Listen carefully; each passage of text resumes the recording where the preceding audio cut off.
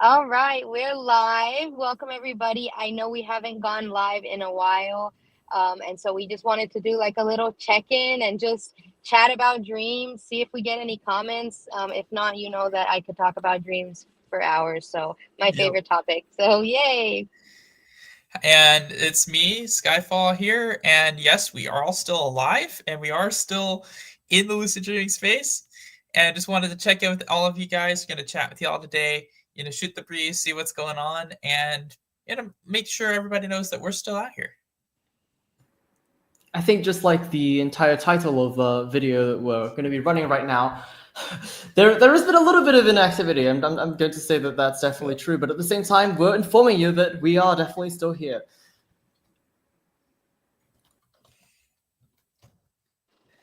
Yes, I love it.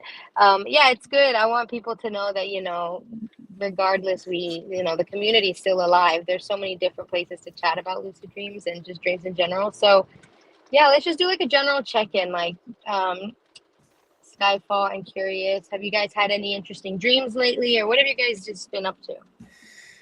Well, I've been busy as heck with school. I've got this big, research project that I'm doing that my professor for one of my classes likes to give people a head start on. And by a head start, I mean assigning massive annotated bibliography the semester before you usually use it for your capstone. So this has been fun in air quotes. And it's been my biggest stressor of the year. Other than that, things have been going well. I've been busy with some other things as well too that I won't get into. But I'm definitely kicking around, been busy. I've had some interesting dreams. I had some related to like Star Trek, Star Wars type stuff. There was one from a couple of weeks ago where I managed to basically kind of jump into the air and get onto a plane again. But like just like in a lot of my really fun plane dreams, right as I'm taking off, like I end up waking up right as I'm taking off, which kind of sucks, but at the same time, it's still pretty cool. See what else? What else have I been doing lately? Dream recalls kind of fluctuated up and down a bit. Depends on the day and how much sleep I'm getting. Um, Probably the largest number of dreams that I have are travel related in terms of any specific theme because that's just something I really love and enjoy doing. And so I was dreaming a lot of times that I'm in some random places. Sometimes they have names, sometimes they don't, sometimes they don't even matter. Just at any different places, hotels, cities, conferences, sometimes places with friends, places with family, all sorts of stuff. And so travel related things are really like the highlight. Cruise ships and ships. I have a lot of those kind of dreams too. So basically that's what my dreamy life is kind of like a lot of times is a lot of travel related stuff, which is fun.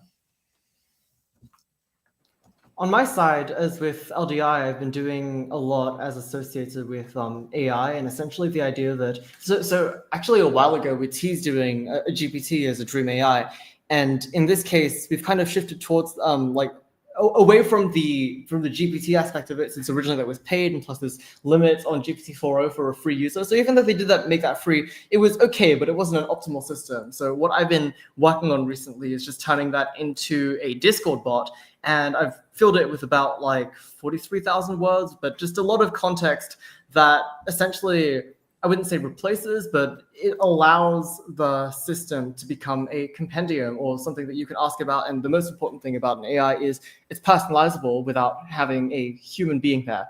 So that's been an interesting project. Off with dreams, I think we share that in common, Skyfall, as to having travel-related dreams. I'm sure we both love doing that. At the same time, I think, at least for me, because I've been very, very busy with a lot of other different things, college-related. So in this case, I've had a couple interviews, and with those, as you can expect, it's one of my favorite things to do. I think just practicing something. I've done this with speeches. Now with interviews, it's one of the most interesting parts of what I've been doing recently. But again, frequency hasn't been terrible, but hasn't been good either.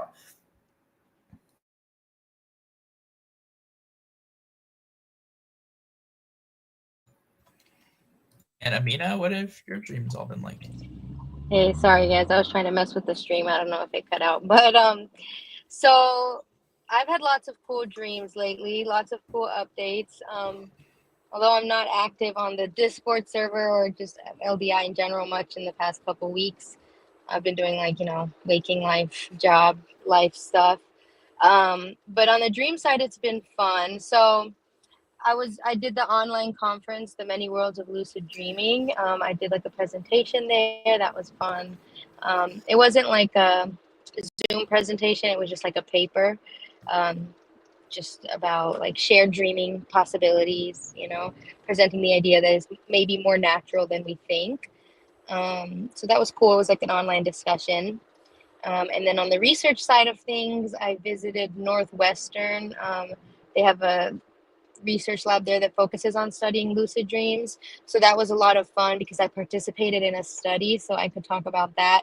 I had cool dreams there. I had lucid dream in the lab, thankfully, which I was nervous about. Because, just because I'm a lucid dreamer doesn't mean I can guarantee that I have a lucid dream on command when I'm going to participate in this study. But luckily I did, and that was a lot of fun. And then just overall, I've been really interested in like the research aspect of things. I've been looking for like PhD programs to go into, and obviously I want to study lucid dreaming, but I'm also okay with studying consciousness adjacent topics, that are related to just all this cool medical stuff that I'm into. So I've been kind of asking my dreams for like advice and just guidance, like what should I research? I have so many interests when it comes to this stuff that I'm like, what should I like focus on? What questions can I answer? Right. And so I had a cool lucid dream like this morning where I was like looking through all these like research articles. I was like in the future because I was looking at all these pictures. I was fully lucid. And so I was like intentionally going out doing this task of, just thinking of what I could research about. So I was like going through all these files and documents. The pictures were of like me and my family in like the future because I was like older. I was like 60 years old or something in the picture. And I was like reading all these like publications and documents of just like, titles of research papers and stuff, like not only like mine, but just like random people's. So I was like in the lucid dream, like, oh my God, I'm in the future, like trying to memorize all of this. And if I can remember correctly, so one of the titles was like, transformational figures in lucid dreams. And then another one was like an article that I wrote about like psychiatry and lucid dreaming. And there was one about like children and lucid dreaming. So like these are all cool topics, right? But like that just does not narrow down my question at all. But I think it's cool that my brain is kind of helping me get there, and like my dream intention is paying off. So yeah, that's what I've been up to. So you said a little bit about the idea that you'd be doing things that are consciousness adjacent. I know dreams are definitely one of them. What else have you been looking into? Yeah, so like pretty much places that are interested in studying altered states of consciousness, near death experiences, um, not only looking for like biological markers and brainwave activities, but like looking at it from like, a wider perspective that like challenges the framework of science. I'm also interested in like psychedelic research and that kind of stuff. So I would be okay with like, if I got a cool job at a research lab doing any of this stuff. But obviously, like I have a passion in lucid dreaming as well. So I'll find a way to incorporate that in whatever I do.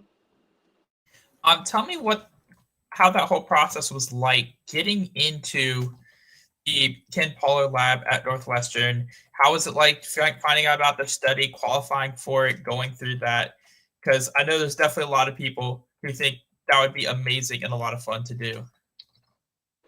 Yeah, for sure. So it started because I was basically like, in my process of like looking for programs and schools and stuff, I just kind of emailed them because I knew about them already. I was just like, hey, I'm checking you guys out and like, just introducing myself. And I was like, if you have any studies I can participate in, like, let me know. I'm a lucid dreamer. Like, pretty much that's what I said. And they wrote back eventually and they were like, oh yeah, like we have this ongoing study right now if you're ever in Chicago in the next couple months. And I was like, yeah, I'm going. So I literally booked a flight to Chicago to be able to do that. I literally went out there just for that. I have some friends out there and stuff that I could stay with, so I made it work. But yeah, it was really fun, literally like something I've always wanted to do. I went into the lab. They like hooked me up with like EEG, EMG monitors, different things. um, and yeah, they were doing a study on how sounds incorporate into the dream. So they like played certain sounds that I was supposed to look out for in the dream and like report if they made it into the dream. And then I had to do the left right eye signal if I became lucid. And I also had to do like certain sniffles like for when I heard a sound. So if I heard a chicken sound, I do like one nose sniffle. So I had like a nasal cannula that was like reading my breaths. And it was cool. Like I saw it on the EEG monitor and everything. Like I got to see it all in action. Like every time I move my eyes left and right, like, you know, the data and everything, what it looked like. So I that was honestly really fun. think sniffing would be a more fun form of communication than eye movements. Like, It was easier for sure. yeah, it's like it'd be pretty easy. Like you could just you can do Morse code and all sorts of stuff with that. I mean, do more than a binary type of signal with it. It'd be pretty fun, I think, to mess with stuff like that. Yeah, But I yeah, also thought the signal was easier to read on the chart too with the sniffles. So I thought that you was actually got cool. to see it after the fact. Yeah, they showed That's me, they sent me a awesome. They picture. showed you Yeah. that. Yeah, they were That really is transparent and open. I was like, wow, that's that is awesome. really cool. Just say that's cool. All right. Yeah. They had like three different chambers, sleep chambers with beds and, you know, cameras and mics and everything. And they actually have this collaboration with like some Tibetan monks that are researching lucid dreaming, and they're here from Tibet, like collaborating. So they were there like helping out. It was cool. That is actually pretty dang cool. Not gonna lie. So how long were That's a you there? lot Were of you there for content. Oh, two sorry. days? Yeah, no, I was in Chicago for 3 days, but it was one overnight. So they One have one overnight. 20, Yeah. yeah, 20 participants for this study, and I was participant number 18. There are some studies where they have, you know, a participant come back multiple nights, but yeah, in this study it was just one. But I'm on the Yep. list for another one, hopefully someday. Awesome. I gotta find out how to get on that list myself, but yeah, that's pretty cool. Um, Yeah, you could just email them. It's That's what I did. okay, well, okay. So, Yeah, and but so okay, so another thing about the dreams in the lab. So it's very common for like people to dream of the lab when they're in the lab. And I knew this going into it. So I was like, okay, you know, preparing myself mentally. If I dream of the lab, I'm going to do a reality check or whatever, like trying to, you know, hoping that I would get a dream, a lucid dream in the lab. Um, and so, yeah, while I was in there, every single dream was lab related. Like before I became so lucid, I had like all the stuff on, and it was all like something going wrong, and it was crazy. this actually begs the question because I see like and not just one answer because I don't think any of these are mutually exclusive, but I can see like two or three different possibilities for why people dream of the lab. I can see a few different ones. One is, you're in that environment, maybe you're a little anxious or nervous about it. Two, obviously you have all this equipment hooked up to you, and that's registers and dreams for people a lot.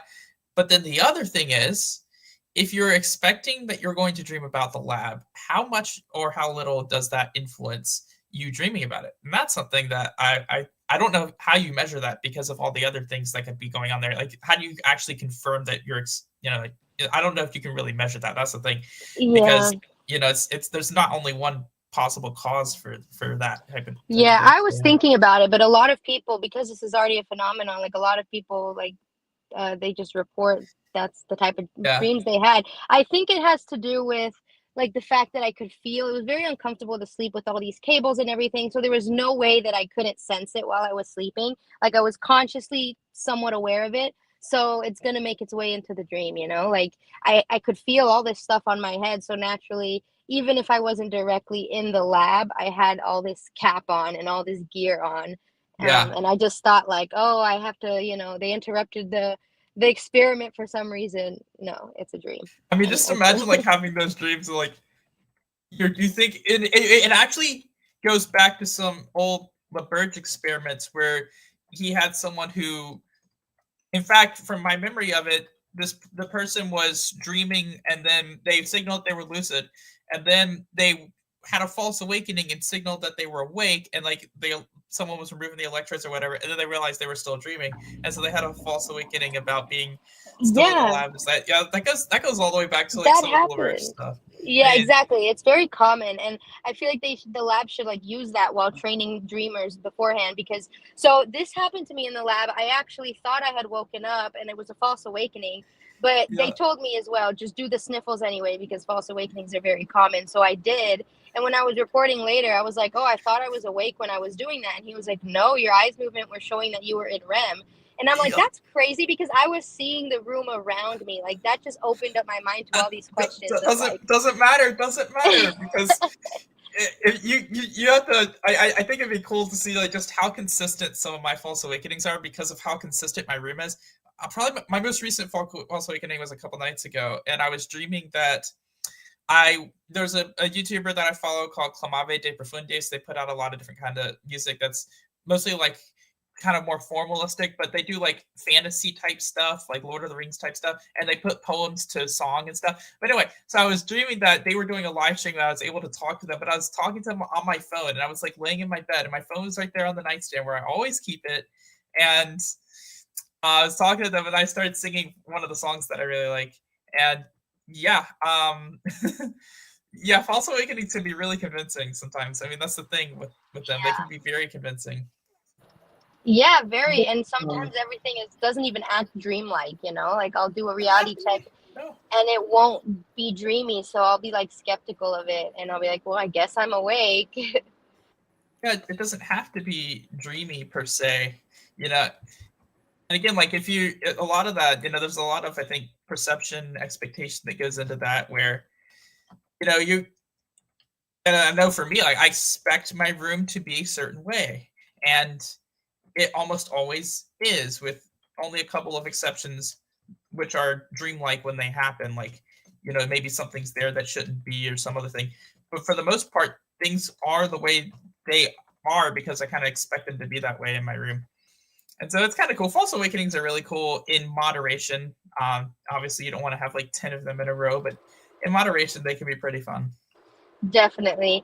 And then that's just frustrating because then when something is off and I didn't realize it at all, I'm like, come on, how did you not notice that? Like all this crazy stuff was going on in the lab and like the head cap was giving me like these painful, shocking signals. And I was Oh, like, geez. there's no way this is real. And like I didn't pick up on that it was a dream. I Yeah. was just like, this is painful. Like, why did I sign up for this? Yeah. But it was not a part of the experiment, I guess. Those are the only times I state test are false awakenings. They're basically the only times I state test. In dreams, anyway. Yeah, but yeah, basically. I don't really do it much while awake either. Yeah, I like them a lot, but I don't rely on them. Because they do fail me quite often. I just do it. I almost do it kind of as like just to continue grounding myself throughout the dream so I don't forget. Because sometimes I'll be lucid and then something will distract me and I'll go into non-lucid mode and just go into the story. I get sucked in. Mm-hmm. Yeah, that happens. That happened to me a couple nights ago too. But yeah, that happens. Gaining and losing lucidity in the dreams when they're going on. But yeah, false awakening is usually the only time where I'm maybe not 100% certain when I notice something off, and I'm in that kind of state of mind. But typically outside of a false awakening, I'm not state testing because I'm just noticing something, and there's some contextual clues and some other things around going, hey, this is completely weird. What are you doing here? Why are you here right now? And it's a lot more obvious in that regard than being in my room with everything in its proper position. And something sometimes just feels just a tiny bit off in these false awakenings, and it's easier to catch it after the fact. But that's how I kind of tell in like these false awakenings going, yeah, this thing just feels just a little off. Or I get something that feels like, hey, am I transitioning into a dream or have I already? And then I can kind of get that feeling, go, yeah, I might be in a false awakening right now. That's kind of how that goes for me. It's usually something it's more subtle than typical dream science. In fact, one of my favorite ways to check if I'm in a false awakening is if I'm moving my head from side to side very gently and slowly. In a dream, it'll actually move more dramatically than, because I'm not really, it'll actually move fully right to left without the actual amount of force that would be required to move it. So with just basically intention and not really any action, I can get that and I go, yeah, that's something I've done to see if I'm in false awakenings before. It's a little more out there, but you can do that without moving anything else very easily. So That's cool. I'm going to try that.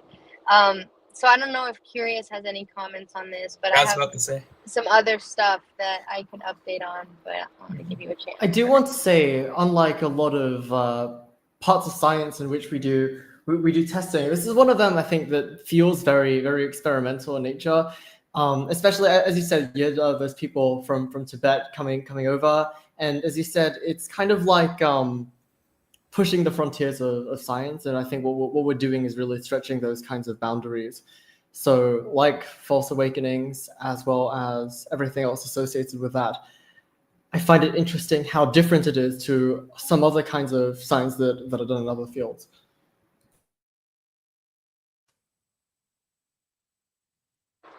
The Facebook thing came up again, Mina. Yeah, I don't know. I was trying to add a destination, but whatever. We'll just Your stick to you. Facebook or whatever it is, I think. Yeah, but yeah, it's cool stuff, you know, like there's a lot that we can understand from like a physics standpoint about, you know, the electromagnetic activity of the brain while we're asleep, but there's so much that we don't understand.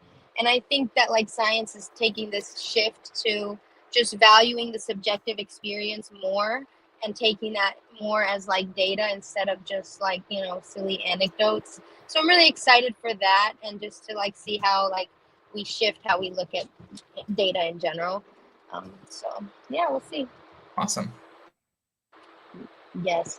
So on another note, a couple months ago, I interviewed Michael Raduga on my podcast, and now he's going like viral. I don't know. He has a lot of you know, good marketing, I guess. But he did this latest study of they're claiming all the news headlines are claiming the first people to ever communicate in dreams, right?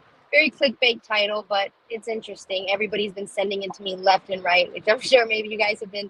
Everyone's been mentioning it to you as well. All my dreaming community friends are like just getting it sent this article. But I'm bringing this up because Tech for Dreaming, which is a Discord community that some of us are in, they're doing an event where they're interviewing him as well. I think November 20th, and it's free. So I think, you know, it'd be really cool to join if you have any questions or whatever, if you want to just like learn more about what he's doing. I don't think the actual study has been published yet, like the actual article publication, but maybe we'll find out more details about it. So we'll see. Yeah, I do hope they get something published. Obviously, Michael Rodriguez, he's an interesting character. I watched that episode of the podcast. It was interesting.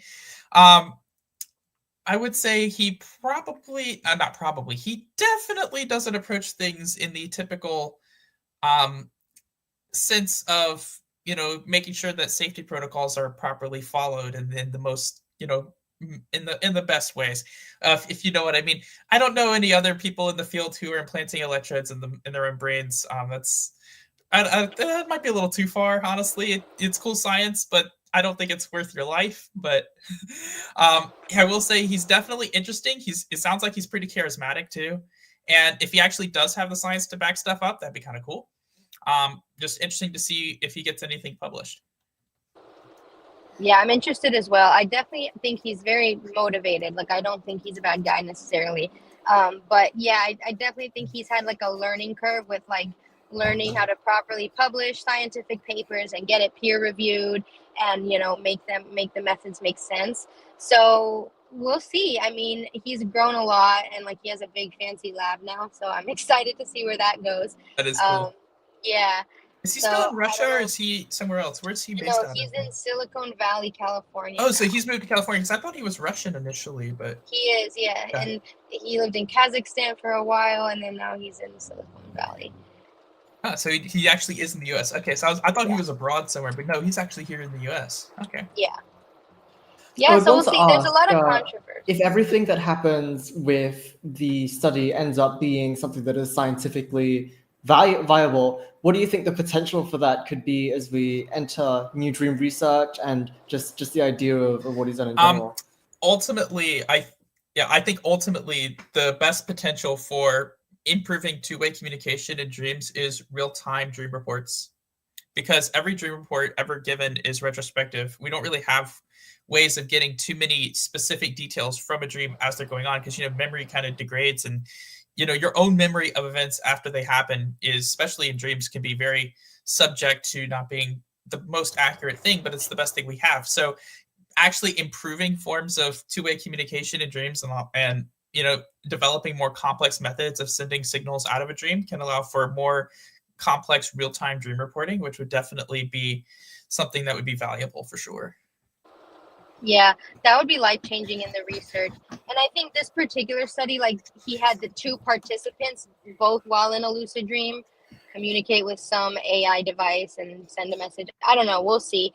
But I do think that in general, improving this type of communication has a lot of benefits, but I also think there's a lot of cons to it, which I want to talk about for a second. So, obviously, the potential benefits, which I also asked Michael Verduga when I interviewed him on my podcast, like, imagine people in a coma being able to have some technology that can help them communicate or like perceive more of the world, or there are certain disabilities that it may be useful for.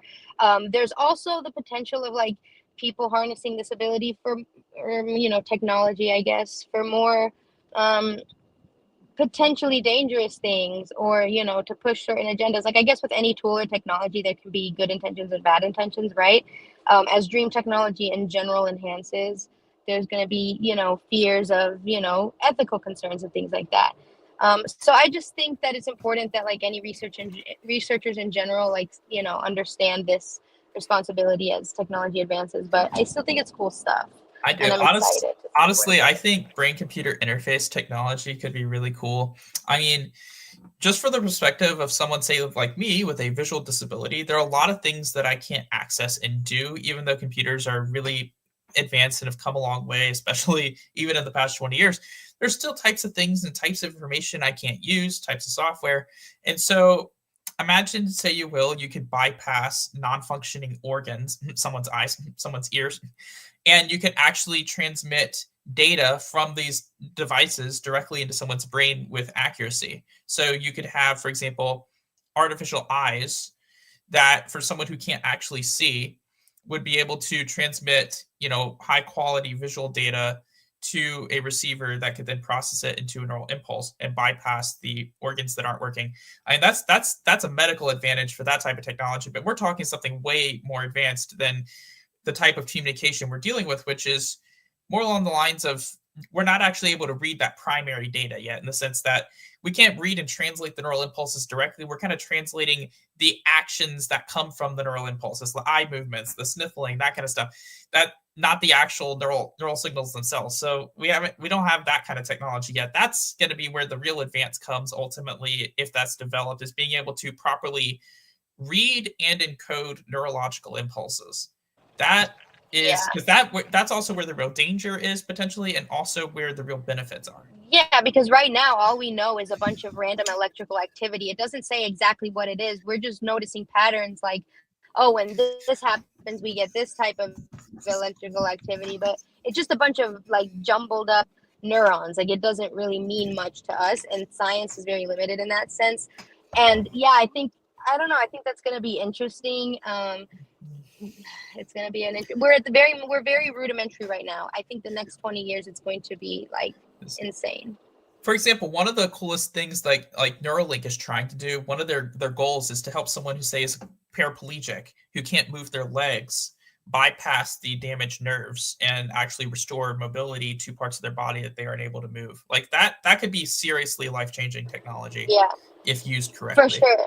Yeah, exactly. I think that's amazing, and those implications are valid. And then, people have the fears of like on the other side of the coin, it's like, okay, well, if you can input sensory information into my brain, like just like that, are we going to get advertisements in our dreams? Yes. Are we going to like, that whole side of things? Your lucid dream is going to have a 15-second unskippable ad every time. I feel like I did have an ad in my dream the other day. It was like a margarita ad, and I was like, am I coming up with this, or is somebody doing this?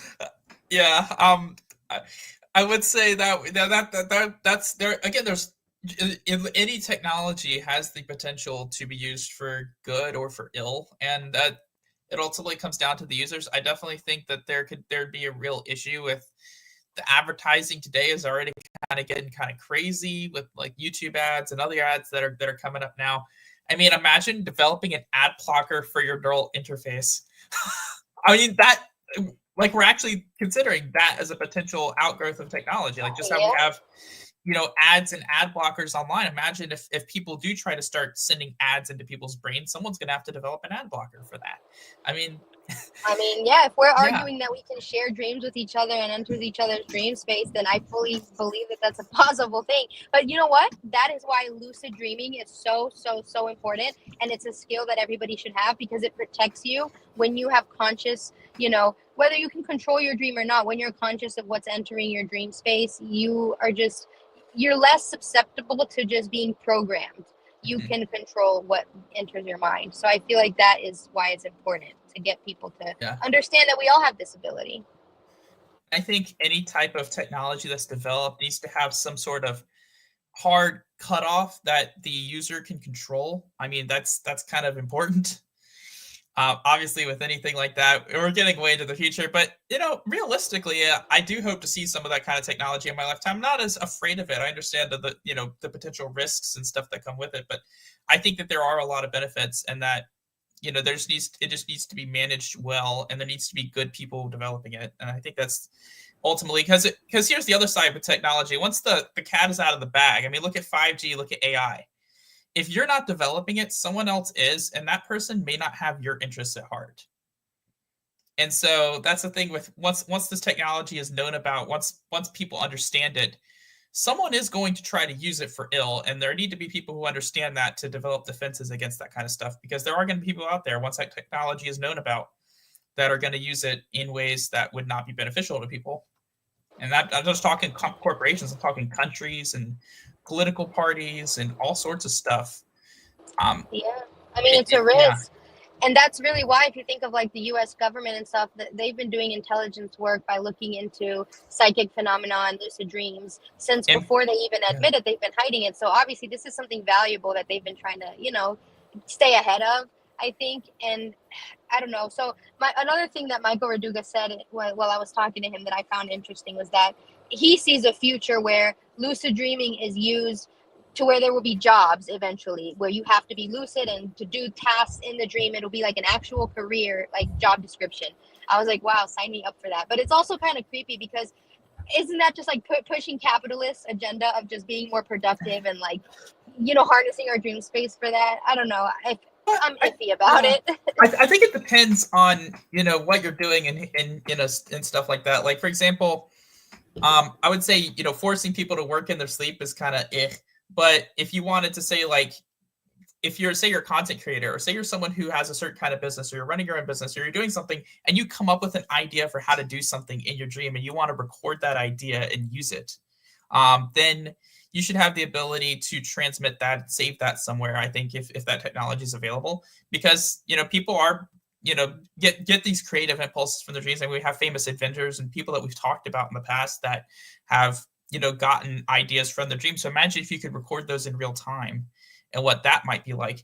And there's a productive aspect to it. But yeah, like, I don't think people should be forced to work in their dreams. I think that's kind of ridiculous. But I do think people who have ideas or come up with something that could be useful, because the other side of that is our brains aren't functioning the same way when we're asleep anyway. So I don't think someone could be productive in that proper sense. Even when lucid, that doesn't mean you have that high degree of awareness and that your brain is functioning the same way you are while awake, and that your judgment would be the same as well. So I don't think you could really be properly productive and asleep at the same time. Though I still think there are some benefits. I always tell people when, people who are about to learn how to lucid dream, or just beginners who are just getting into the practice, that one of the main benefits is that you can use part of that 8 hours, part of the third of your life that most people see as only rest. And to think that in the future, we're going to be able to develop the technology that allows us to use it in ways beyond what is only our own minds and interact with the rest of the world. I think recording is probably going to be the place that we begin with, as Skyfall said. Though I'm really, really excited to see what kind of potential will be delivered from that. And I think, as you mentioned, just this idea that the way that we process things inside a dream is very different from reality, and to find that kind of distinction, what exactly can we do inside that dream, what exactly can we do to be productive inside there, or not, maybe what are the limitations of that too. That would be really interesting to find out as we progress.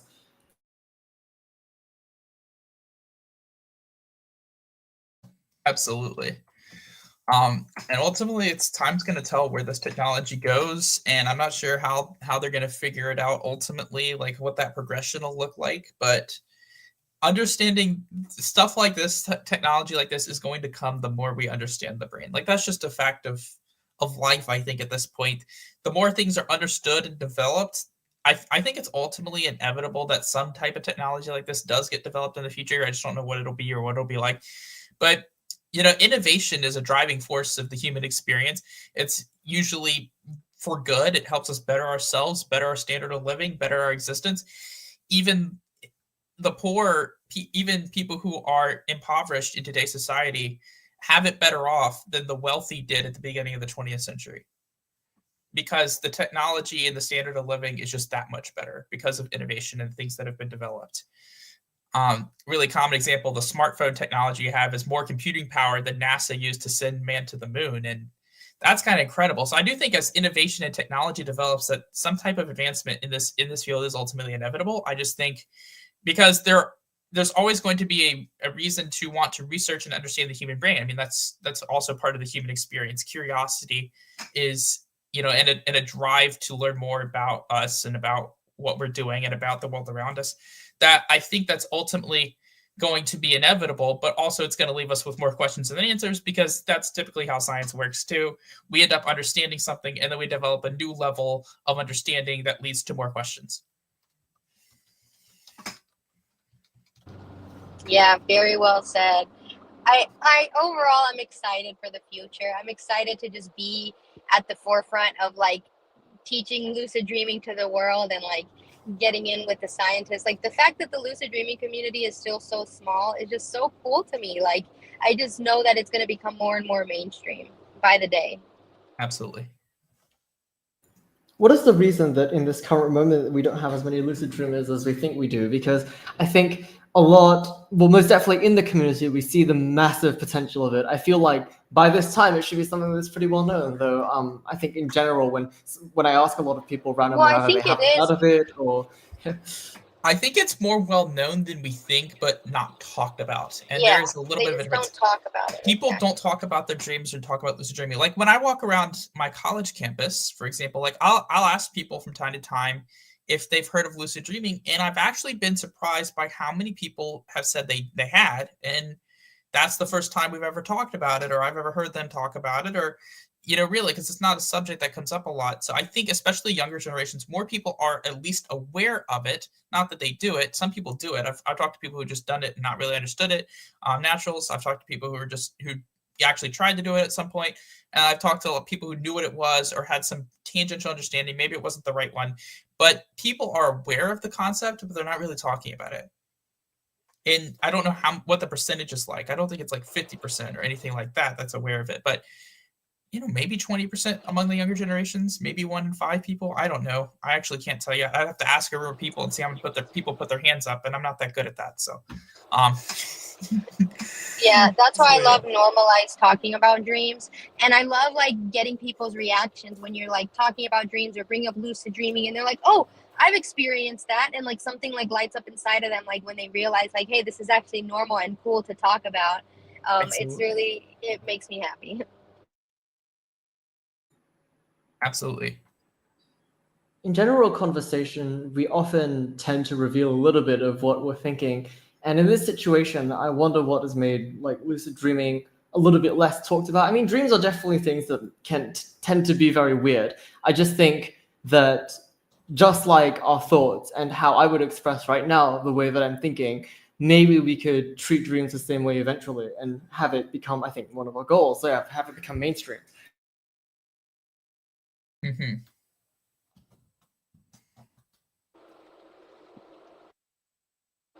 I think that's one of the reasons why we've been here so long, is we want to try to normalize lucid dreaming and make it more acceptable to talk about it, more understood, something that people can talk about and go, hey, talking about dreams, that's perfectly fine. That's normal. That's something that we can definitely and maybe should do. And I think it starts with people just talking about it and thinking and seeing that, hey, this is something that's normal.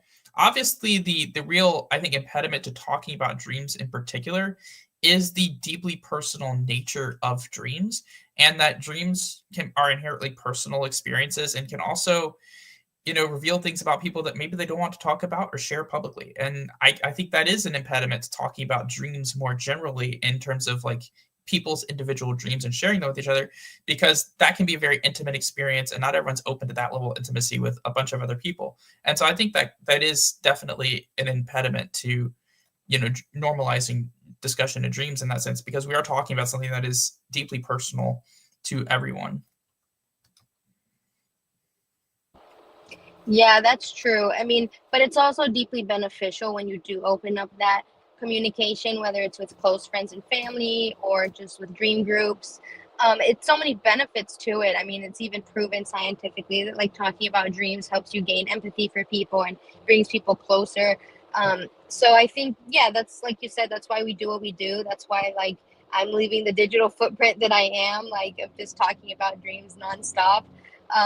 Because I want to increase people having their first lucid dreams. I want to increase people that have been lucid dreaming for a while to like, find communities and people to talk about this kind of stuff with.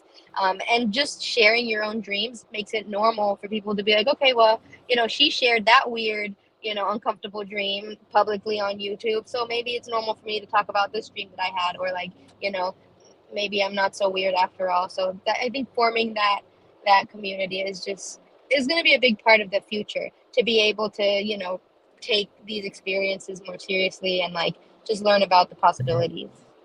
Absolutely.